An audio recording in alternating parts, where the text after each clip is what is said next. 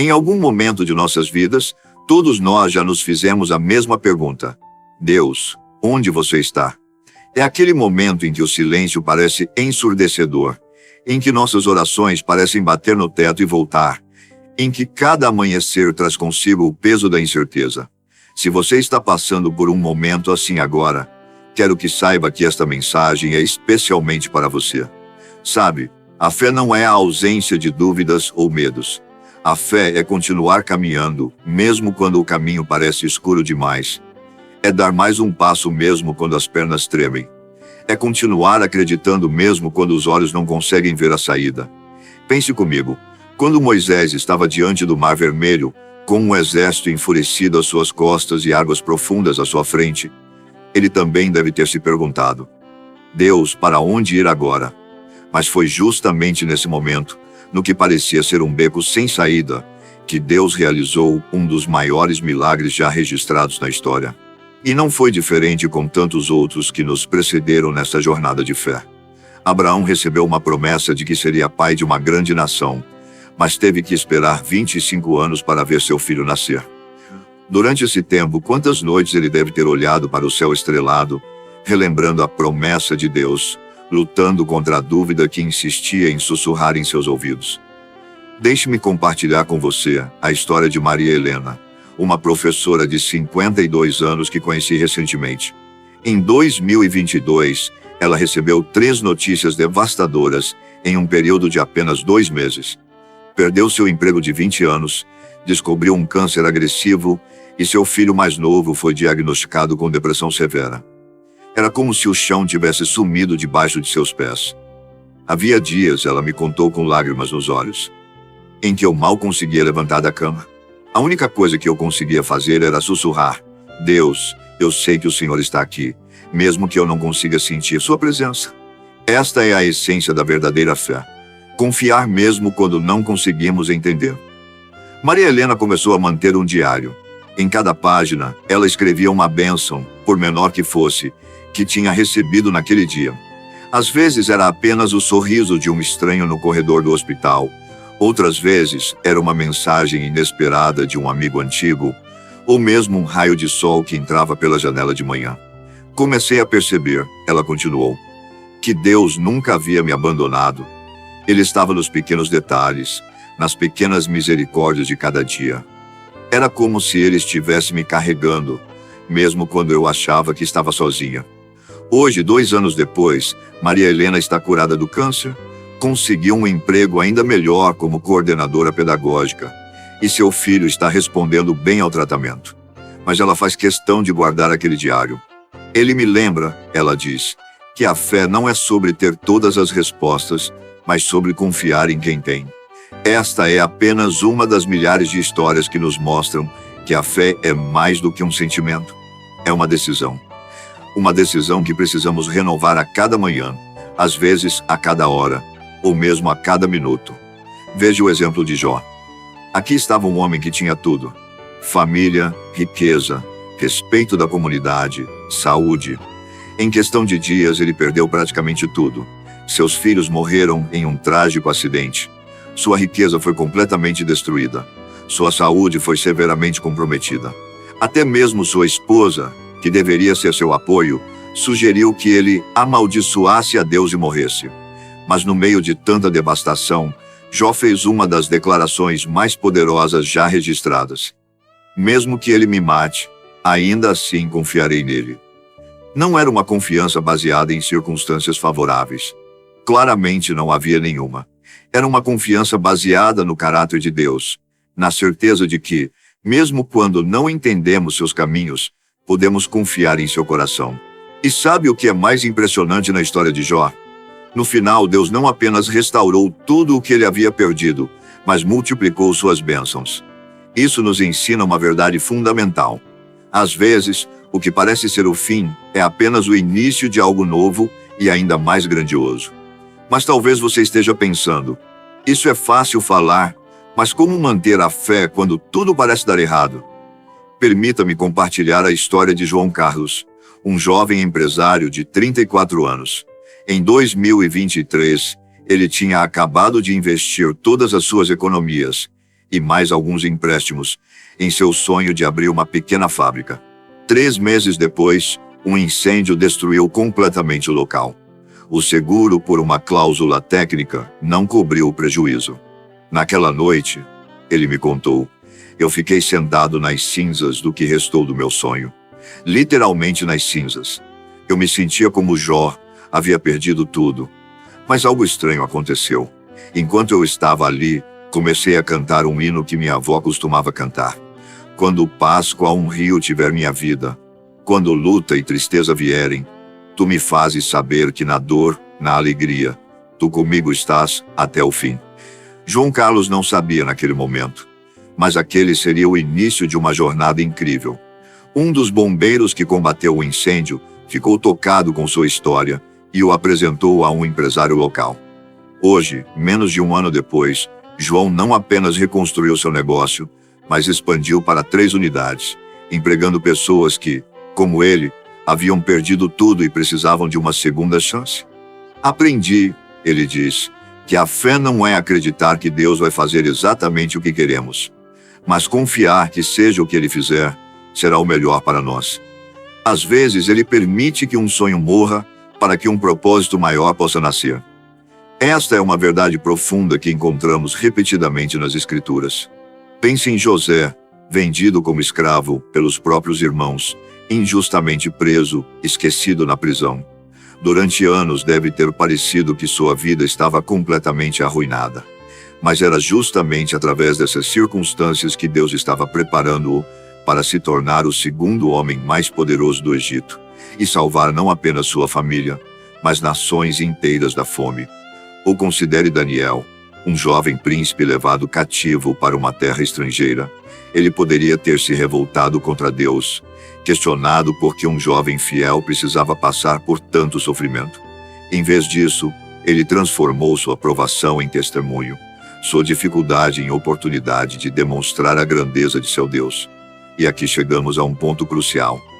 A fé não é apenas sobre receber bênçãos de Deus, é sobre nos tornarmos uma bênção para outros.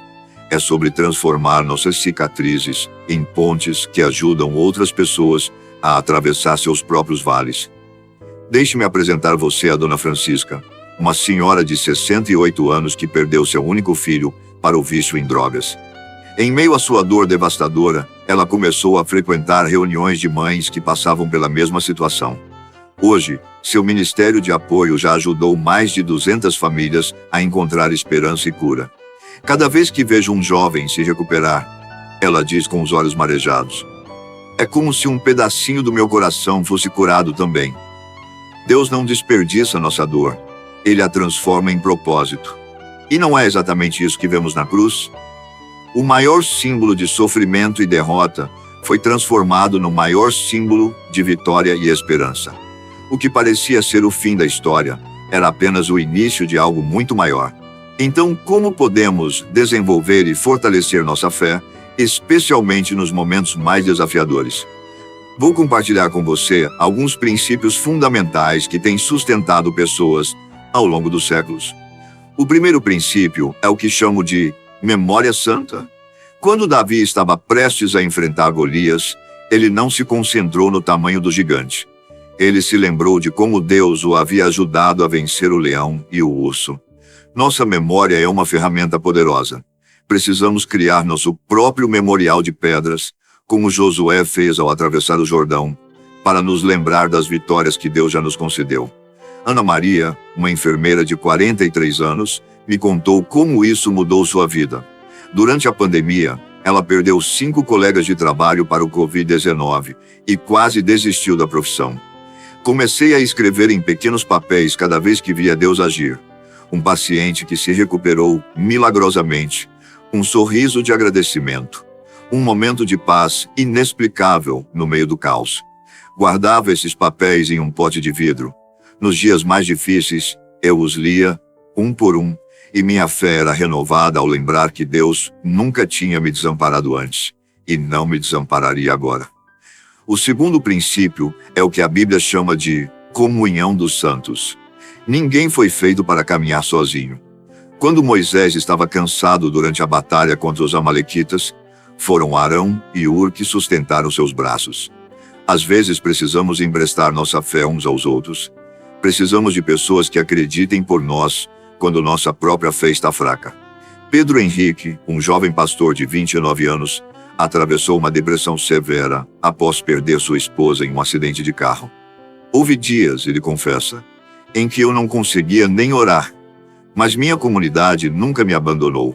Eles oravam por mim, me levavam comida, cuidavam da minha filha pequena.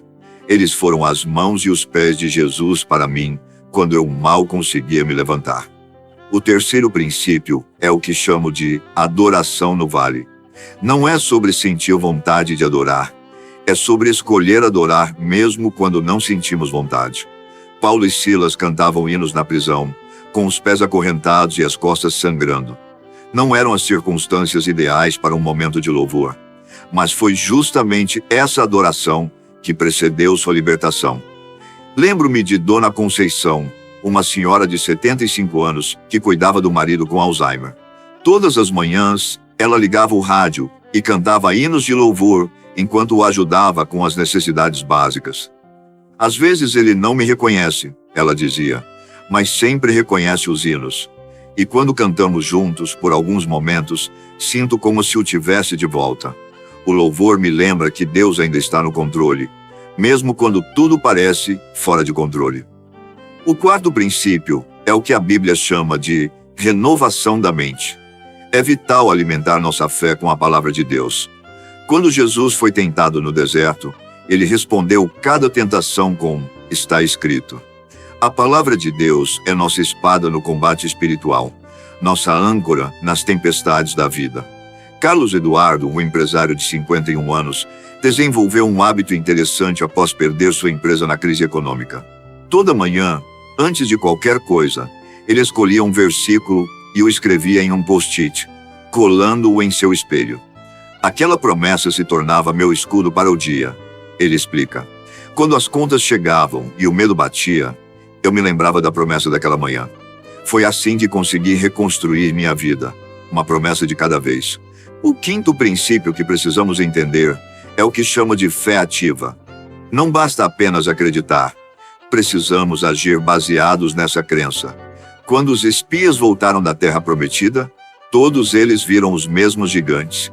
Mas enquanto 10 viram gigantes maiores que Deus, Josué e Caleb viram um Deus maior que os gigantes. E foi sua fé ativa que os levou a possuir a terra. Marina, uma jovem mãe de 31 anos, viveu isso de forma extraordinária. Quando seu filho nasceu com uma condição rara que os médicos diziam ser irreversível, ela não apenas orou, ela agiu, estudou sobre a condição, buscou especialistas, criou uma rede de apoio para outras famílias na mesma situação. Minha fé me fez lutar, ela diz. E cada pequena vitória, cada pequeno progresso do meu filho, era como Deus sussurrando: continue andando, eu estou com você. O sexto princípio é o que as Escrituras chamam de presente do agora. Às vezes ficamos tão preocupados com o amanhã que nos esquecemos que Deus já está providenciando para o hoje. Jesus nos ensinou a pedir o pão nosso de cada dia, não o do mês que vem. Quando os israelitas coletavam um maná no deserto, era sempre o suficiente para um dia. Ricardo, um pai de família de 47 anos, aprendeu isso durante seu tratamento contra o câncer. No início, ele conta, eu estava desesperado pensando em como seriam os próximos meses, os efeitos da quimioterapia, se conseguiria trabalhar. Até que um dia, durante minha leitura bíblica, entendi que só precisava me preocupar com o dia de hoje. Foi libertador. Comecei a celebrar cada dia bom, cada refeição que conseguia comer, cada noite de sono tranquila. Descobri que Deus não dá toda a força de uma vez, mas Ele dá toda a força necessária para cada momento. E isso nos leva ao sétimo princípio, a graça suficiente. Paulo tinha um espinho na carne, algo que o incomodava constantemente. Ele orou 3 vezes para que Deus o removesse, mas a resposta de Deus foi diferente do que ele esperava. Minha graça te basta, porque meu poder se aperfeiçoa na fraqueza. Às vezes o milagre não é a remoção do problema, mas a força para suportá-lo. Dona Aparecida, uma senhora de 82 anos, vive isso diariamente. Ela cuida do filho adulto com paralisia cerebral há mais de 50 anos. Muitas vezes pedi a Deus que o curasse, ela confessa. Mas com o tempo, entendi que Deus estava fazendo um milagre diferente. Ele estava me dando força cada dia para cuidar do meu filho com amor. E sabe de uma coisa? Meu filho, que nunca falou uma palavra, me ensinou mais sobre o amor de Deus do que qualquer sermão que já ouvi. E aqui está uma verdade profunda. Às vezes, o maior testemunho de fé não é receber o milagre que pedimos, mas permanecer fiel mesmo quando o milagre não vem como esperávamos. É como Sadraque, Mesaque e Abednego disseram antes de serem lançados na fornalha ardente. Nosso Deus pode nos livrar, mas mesmo que não o faça, saiba que não serviremos seus deuses. Esta é a fé que move montanhas. Não porque sempre concede o que quer, mas porque continua confiando mesmo quando não entende. É a fé que diz, como Jó: ainda que ele me mate, eu confiarei nele. É a fé que declara, como Abacuque: ainda que a figueira não floresça, nem haja fruto nas vides, ainda que falhe o produto da oliveira, e os campos não produzam mantimento, ainda que as ovelhas sejam arrebatadas do aprisco, e nos currais não haja gado, todavia eu me alegrarei no Senhor, exultarei no Deus da minha salvação. E chegamos ao ponto mais importante. A fé verdadeira não se baseia no que vemos, mas no que cremos. Hebreus 11 nos lembra que a fé é a certeza de coisas que se esperam, a convicção de fatos que não se veem. Essa é a essência da jornada cristã. Não se trata apenas de acreditar em milagres, mas de confiar no Deus dos milagres, mesmo quando o caminho parece incerto. Então, como terminamos essa reflexão? Quero convidá-lo a fazer algo prático agora mesmo. Feche os olhos por um momento e pense em todas as vezes que Deus já foi fiel na sua vida.